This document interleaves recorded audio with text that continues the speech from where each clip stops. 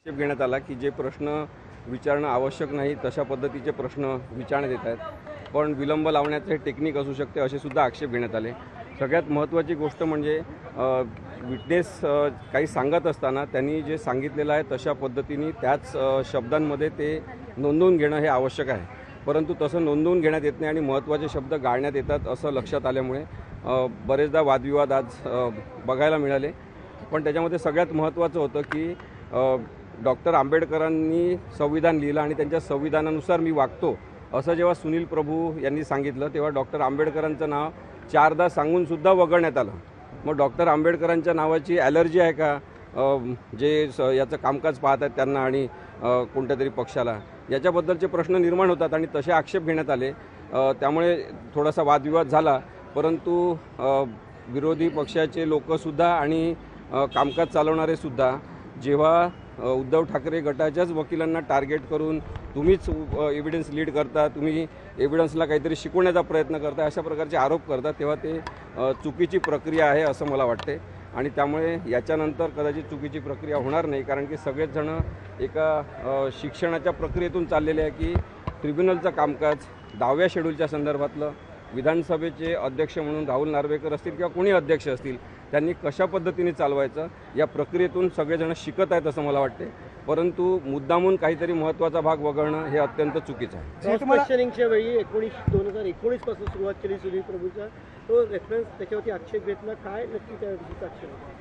कसं आहे की त्यांनी जे प्रतिज्ञापत्रावर म्हटलेलं आहे आणि जे सर्वोच्च न्यायालयात प्रतिज्ञापत्रावर मांडलेलं आहे त्याच्यामधले काहीतरी मतभेद किंवा त्याच्यामधले काहीतरी उणिवा काढणं हे काही साक्षी पुराव्यामधलं काम असू शकत नाही असं आमचं म्हणणं आहे. आणि त्यामुळे जे प्रश्न विचारले जात आहेत महेश जेठमलानी साहेबांकडून ते एवढे संयुक्तिक नाहीत असं आमचं म्हणणं असणं हे साहजिक आहे.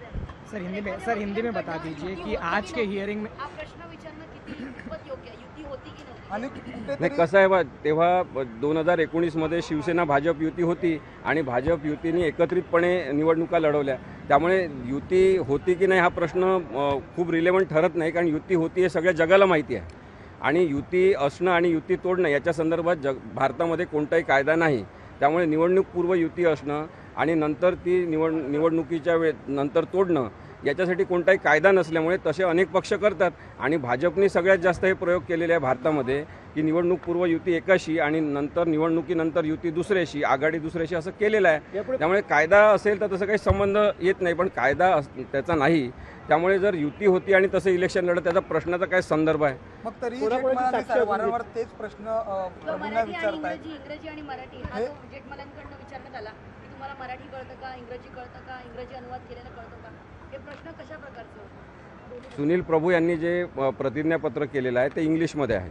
आता सर्वोच्च न्यायालयाचं संपूर्ण कामकाज इंग्रजीमध्ये चालते, त्यामुळे कोणीही क्लायंट जेव्हा आपल्या वकिलांना काहीतरी मराठीत सांगतो ते इंग्लिशमध्ये उतरून घेतात, त्यांना ते सांगतात की अशा प्रकारे तुम्ही म्हटल्याप्रमाणे लिहिलेलं आहे आणि मग ते सही करून ॲफिडेविट दाखल होते.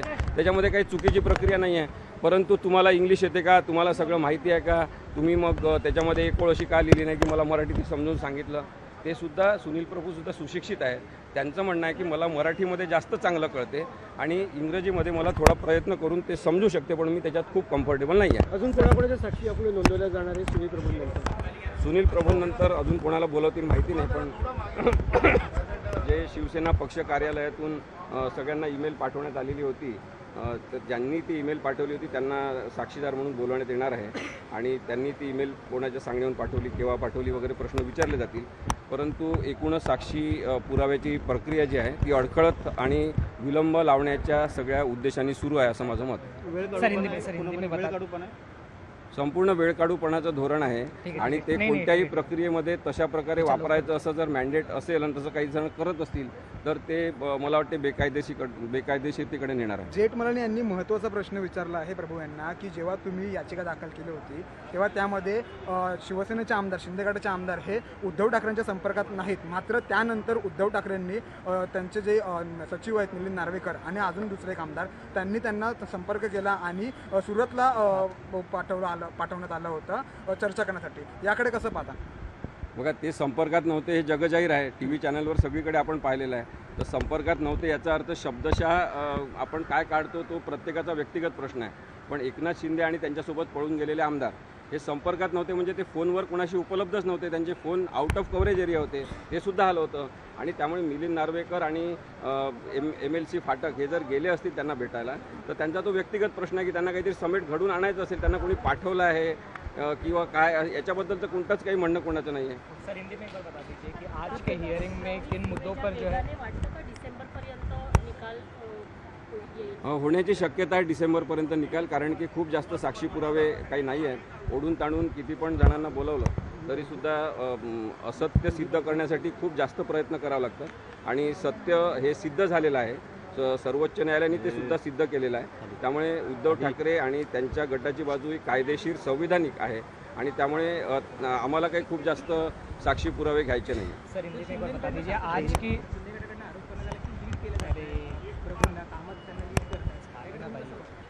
नाही, मी देवदत्त कामत यांना कधीही साक्षीदारांना लीड करताना पाहिलेलं नाही. उलट असं होत होतं की जे मराठीमध्ये उत्तर दिलं जात होतं आणि ते इंग्लिशमध्ये घेतलं जात होतं लिहून, तर ते लिहून घेत असताना महत्त्वाचे शब्द गाळले जात होते किंवा महत्त्वाचे शब्द घेतले जात नव्हते आणि त्यामुळे त्याच्यावर आक्षेप घेण्यात येत होता. पण त्यांचा गैरसमज राहुल नार्वेकरांचा झाला की लीड केल्या जात आहे, कारण की विरोधी पक्षाच्या वकिलांनी तसा आक्षेप घेतला पण कधीही लीड केलेलं नाही आहे. त्यांच्या शब्दामध्ये ते लिहिलं गेलं पाहिजे, जे शब्द महत्त्वाचे होते ते गाळू नये. जसं मी सांगितलं की डॉक्टर आंबेडकरांचं नाव जर त्यांनी घेतलेलं आहे सुनील प्रभूंनी की ते संविधानात जे डॉक्टर आंबेडकरांनी दिलं आहे त्याच्यानुसार मी वागतो, हे जर म्हटलं आहे तर डॉक्टर आंबेडकरांचं नाव घ्यायलाच पाहिजे त्याच्यामध्ये.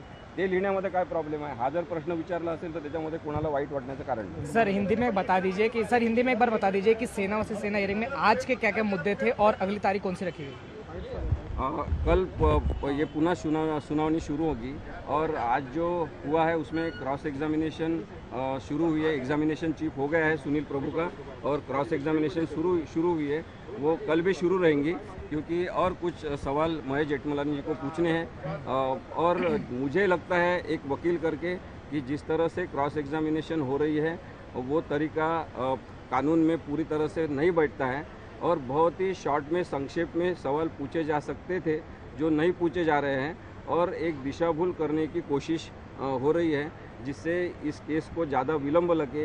ये कोशिश तो नहीं हो रही है, ऐसा सवाल उठता है. इसके अलावा खासकर जो आखिर में जो सवाल पूछा गया है कि क्या आप जानते हैं कि ये सूरत गए थे, किसलिए गए थे, जो खासकर सवाल पूछा गया सुनील प्रभु ने डिनाई कर दिया कि उनको पता ही नहीं कि क्यों गए थे. क्या सुनील प्रभु जी को वो पता नहीं है कि नार्वेकर जी और फाटक जी क्यों गए थे वहाँ पे, वो पता नहीं, तो उन्होंने कहा नहीं पता है. अगर वो अपने खुद के इंस्पिरेशन से वहाँ पे गए हैं कि उनको लगा कि वो कुछ अच्छा करते हैं, शिवसेना नहीं टूटनी चाहिए, इसलिए वो खुद गए होंगे, तो उसके बारे में वही बता सकते हो. सुनील प्रभु कैसे बताएंगे? लेकिन वो कह रहे हैं कि 21 जून को संपर्क में नहीं थे, क्या सही बात है? संपर्क में नहीं थे यानी टेलीफोन से तो वो किसी के संपर्क में थे ही नहीं.